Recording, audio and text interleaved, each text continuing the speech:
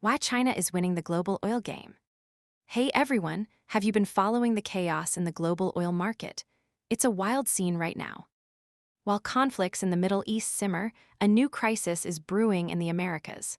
The U.S. has sent nuclear submarines near Venezuela, officially to fight drug trafficking.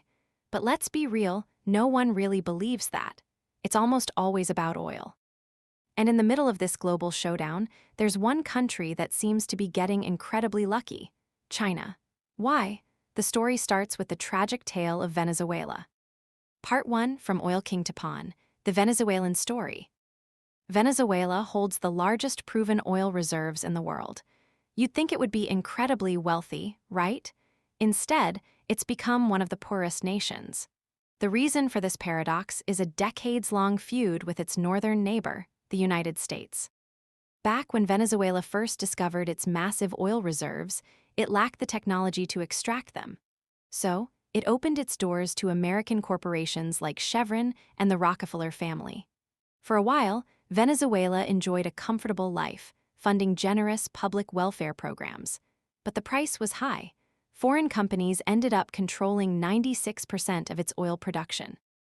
By 1977, public anger boiled over, and the government nationalized the industry, kicking out the foreign firms.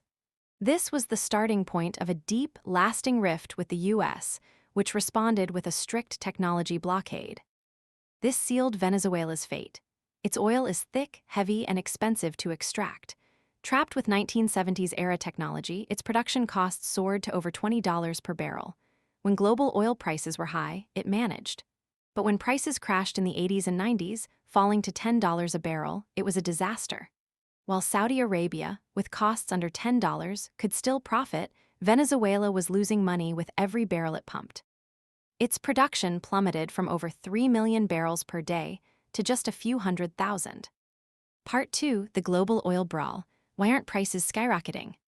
With that background, let's look at the current global brawl over oil. The U.S. strategy and Venezuela's struggle. The U.S. has imposed crippling sanctions on Venezuela, but with one key exception: it allows Chevron to keep operating there.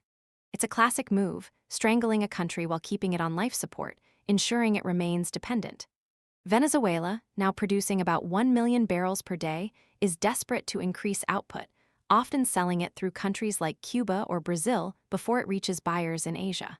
We all know who the main buyer is. OPEC Plus dilemma and the price war.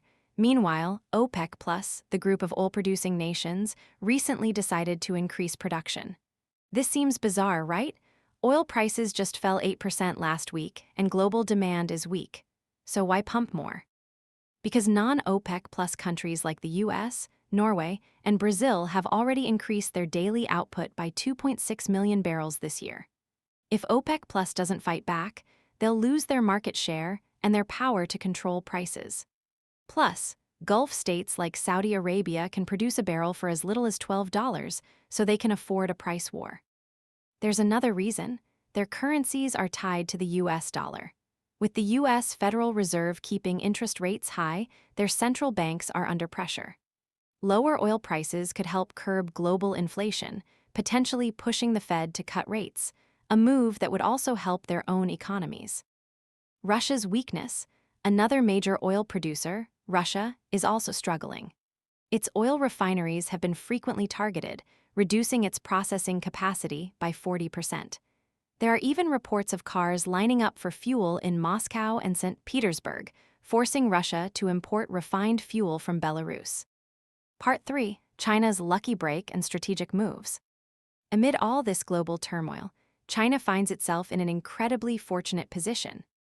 Controlled prices. Despite major powers clashing and Middle Eastern tensions, oil prices are stuck below $70 a barrel. Compare that to the $100+ prices under the Biden administration. For China, the world's largest oil importer, which is currently trying to revitalize its economy, this is a godsend. It prevents imported inflation and creates a perfect environment for recovery. A perfect negotiating window. Low oil prices are the best time to lock in long-term energy deals. Remember the Power of Siberia 2 pipeline project with Russia? The deal is done, but the price is still being negotiated. This low-price environment gives China a massive advantage at the bargaining table. Undermining the dollar.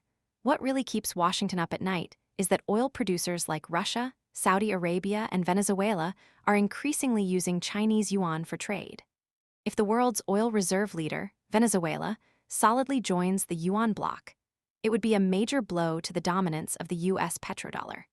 This is likely the real reason for the U.S.'s show of force against Venezuela. It's a warning to other South American nations who are growing closer to China. Conclusion.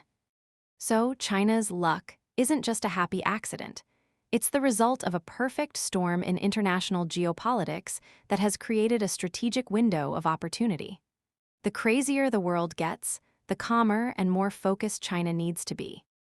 The priority now is to seize this moment, to lock in long-term energy deals and secure the nation's interests.